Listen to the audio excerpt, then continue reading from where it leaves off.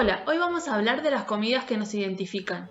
Para eso vamos a viajar en el tiempo hacia el año 1810 para conocer cuáles son las comidas preferidas de los criollos de la época. En 1810 la mayoría de la gente no tenía muchos recursos, por eso se acostumbraba a comer una gran comida en todo el día, generalmente era el almuerzo, y esa comida tenía que tener muchas calorías debido a que por el trabajo de la mayoría, que cargaban cestas y caminaban mucho, necesitaban algo que les dé energía durante todo el día. Por eso las comidas predilectas son la sopa de arroz y de fideos, el asado y el matambre, la carbonada, los diversos guisos y también el locro y las empanadas. En esa época había empanaditas, pero no quemaban los dientes como dice el vendedor. ¿Por qué? Porque las empanadas las preparaban las señoras en su casa y las iban a vender a la plaza o a las calles cerca del cabildo. Entonces, generalmente cuando llegaban a la plaza o en las calles ya estaban frías. La empanada no era una comida que se comiera en casa, sino que se comía al paso cuando yo iba de un lado a otro, pasaba por la plaza, me compraba una empanada para picar algo y después continuaba. Y esta es la imagen de una vendedora de empanadas de la época. Otra de las comidas predilectas de los criollos es el locro. El locro se dice que surgió a raíz de la pobreza de la época, la vendían los esclavos y se hacía con lo que había en la casa. Aunque el ingrediente principal era maíz, también iba acompañado de otras verduras y de restos de carnes o de restos de la faena que habían quedado. Entonces lo hacían los esclavos y los vendían en las plazas. Acá se puede ver en esta pintura una señora vendiendo el locro en la plaza en esas ollas humeantes.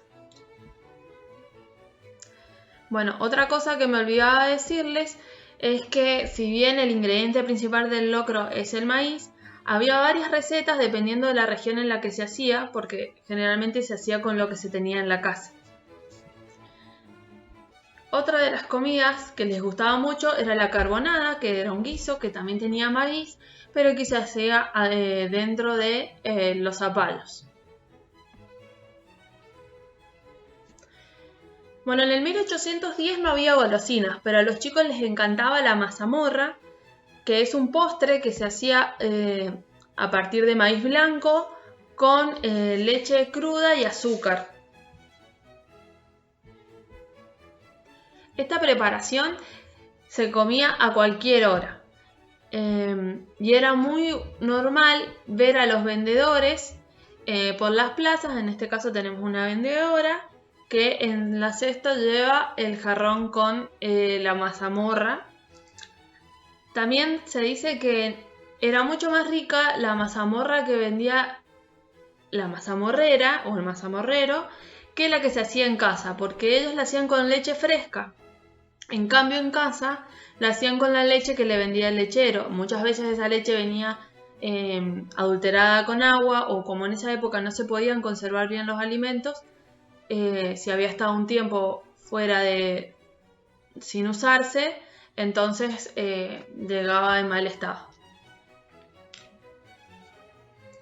Bueno, en esa época habían bailes también, como ahora, se llamaban tertulias. Los organizaba la gente de plata e invitaba a todos sus vecinos.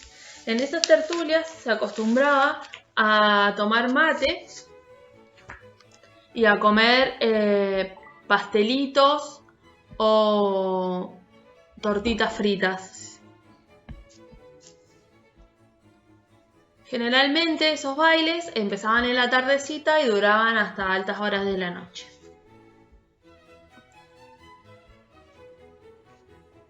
Al igual que ahora, los argentinos de 1810 consumían mucha carne. En esa época la carne no se exportaba, no se vendía a otros países. Entonces, todas las vacas y todas las carnes que habían acá en Argentina eran para consumo propio. Y como no había manera de conservarlas, porque no había heladeras, se conservaban con sal. La verdad es que cuando mataban un animal, sacaban carne para el consumo diario, tal vez un poco más para conservar con sal, pero la mayoría la terminaban dando a los perros o se la comían los roedores que podrían haber cerca de la casa. En esa época se comía asado, pero no había parrillas, entonces se hacía al asador o se prendía fuego en el piso, como se ve acá en esta pintura, y se colocaba arriba de esas brasas